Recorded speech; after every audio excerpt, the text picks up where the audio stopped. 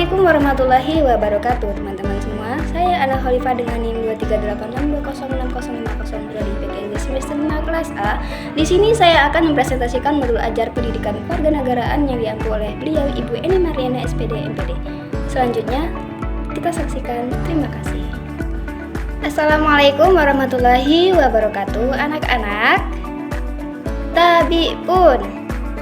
Selamat pagi. Pagi, jeng. Alhamdulillahirrahmanirrahim, bersyukur pada Allah Subhanahu wa Ta'ala ya. Pada kesempatan kali ini kita tetap bisa berkumpul untuk belajar bersama di hari yang cerah, pagi yang indah, dalam keadaan sehat walafiat, tidak kurang suatu apapun. Baik, sebelum memulai materi hari ini, mari kita berdoa menurut kepercayaan masing-masing. Berdoa selesai. Baik anak-anak, untuk mempersingkat waktu, kita akan menuju subbab materi kita hari ini, yaitu tentang ASEAN. Nah, apa sih sebenarnya ASEAN itu? Nah, baik, di sini gua akan menjelaskan, kalian silahkan simak. Nanti akan ada sesi kita diskusi sendiri ya.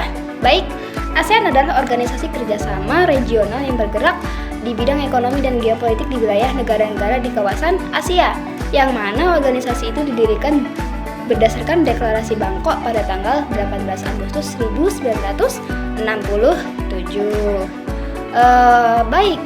Untuk negara-negara yang mengikuti ASEAN itu ada apa saja anak-anak? Yang pertama ada Indonesia, yaitu bergabung pada tahun 1967. Lalu ada negara Malaysia juga bergabung pada tahun 1967. Semuanya bergabung untuk Indonesia, Malaysia, Filipina, Singapura, dan Thailand itu pada tahun 1967. Lalu ada Brunei Darussalam itu bergabung pada 1984. Lalu Vietnam itu 1995, lalu Laos itu 1997, lalu Myanmar 1997, dan yang terakhir ada Kamboja 1999. Jadi itu nama-nama negara-negara yang mengikuti organisasi ASEAN ya. Ada 10 negara dan beberapa waktu lalu ditambahkan menjadi 11 dengan Timor Leste. Baik, setelah kita mengetahui nama-nama negara yang ikut dalam organisasi ASEAN dan juga kita mengerti apa sebenarnya ASEAN itu, kita akan lanjut ke materi kedua, yaitu tujuan ASEAN. Apa saja sih tujuan ASEAN itu, Ibu? Yang pertama ada meningkatkan pertumbuhan ekonomi, yang kedua meningkatkan kemajuan sosial, yang ketiga meningkatkan pengembangan kebudayaan, yang keempat memajukan perdamaian dan stabilitas di tingkat regionalnya, dan yang terakhir adalah membahas politik di antara anggotanya dengan damai. Itu adalah tujuan berdirinya ASEAN. Lalu kita akan membahas tentang kerjasama yang ada di ASEAN itu ada apa saja sih? Nah, yang pertama ini ada kerjasama politik dan juga keamanan. Itu tentu saja ya. Nah, kerjasama ini tuh bertujuan untuk perdamaian, stabilitas dan juga keamanan di kawasan Asia Tenggara. Nah, dikuatkan oleh perjanjian persahabatan dan kerjasama atau disingkat dengan TAC. Nah, lalu juga membangun kawasan yang aman dan bebas konflik yang bernama APSC. Apa sih APSC itu? APSC itu sendiri adalah ASEAN Political Security Community ya. Itu sejenis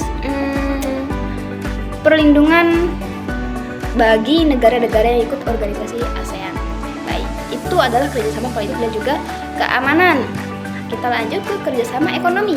Kerjasama ekonomi ini bertujuan tentu saja untuk meningkatkan pertumbuhan ekonomi, perdagangan, dan investasi bagi negara-negara yang mengikuti organisasi ASEAN. Nah, ini wadah terbentuknya untuk kerjasama ekonomi itu bernama AFTA atau ASEAN Free Trade Area. Ini dibentuk untuk mengurangi tarif dan hambatan perdagangan antar negara anggota ASEAN itu sendiri. Lalu penciptaan pasar tunggal dengan ciri-ciri arus bebas barang, jasa, investasi, modal, dan juga tenaga kerja terampil. Nah, itu disingkat oleh AEC atau ASEAN Economic Community. Nah, ini bertujuannya tentu saja untuk menunjukkan ekonomi di negara-negara yang mengikuti organisasi ASEAN ya. Nah, lanjut kita ke kerjasama sosial dan juga budaya. Nah, fokusnya itu untuk meningkatkan kualitas hidup, memperkuat hubungan antar masyarakat, dan juga melestarikan budaya Asia Tenggara. Nah, wadahnya kita menggunakan Festival Budaya ASEAN. Nah, ini merupakan kegiatan yang mempromosikan seni, budaya, dan juga tradisi negara Asia Tenggara.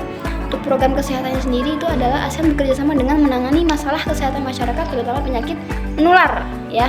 Karena bagaimanapun di suatu negara itu pasti akan ada penyakit yang menulari. Baik, apakah ada yang ditanyakan? Kalau tidak ada, kita lanjut ke slide berikutnya, oke? Yang ketiga ada kerjasama pendidikan. Kerjasama ini bertujuan untuk meningkatkan kualitas pendidikan dan mempermudah akses pembelajaran. Nah, di wadah ini, ASEAN itu membuat ASEAN University Network atau AUN. Nah, ini untuk merupakan jaringan universitas terbaik di ASEAN yang bekerjasama dalam bidang penelitian dan pengembangan akademik tentu saja. Lalu, ASEAN juga melakukan pertukaran pelajar dan kegiatan pemuda ASEAN, mengadakan berbagai program untuk melatih dan memperluas wawasan generasi muda tentu saja. Lalu ke kerjasama berikutnya itu ada kerjasama pariwisata. Di sini ASEAN mengadakan kerjasama ini adalah untuk meningkatkan jumlah wisatawan dan juga promosi destinasi di ASEAN. Dan negara-negara dengan segala keindahannya, Indonesia dengan kepulauannya, lalu ada Myanmar dengan negara tandusnya yang indah, lalu ada Bangladesh dengan negara Islamnya, macam-macam ya. Nah, lalu untuk program promosi bersamanya itu dinamai oleh Visit ASEAN, yaitu kampanye branding bersama untuk memperkenalkan ASEAN sebagai satu destinasi wisata terintegrasi. Lalu ada apa saja Bu di dalamnya? Ada paket wisata lintas negara atau ASEAN Tourism Corridor. Nah, di sini itu programnya yaitu program yang menghubungkan beberapa destinasi di berbagai negara ASEAN menjadi satu jalur wisata. Keren sekali bukan? Lalu untuk kerjasama yang terakhir ada kerjasama infrastruktur dan juga transportasi. Nah, kerjasama ini bertujuan. Baik, yang terakhir ada kerjasama infrastruktur dan juga transportasi. Nah, ASEAN di sini membangun kerjasama ini bertujuan untuk membangun koneksivitas agar barang, jasa, dan juga orang mudah berpindah. Semacam bisa liburan gitu ya kayaknya ya. Lalu wadahnya bernama ASEAN Highway Network, yaitu jaringan jalan raya antar negara. Proyek ini membuat perjalanan darat antar negara menjadi lebih mudah dan juga cepat.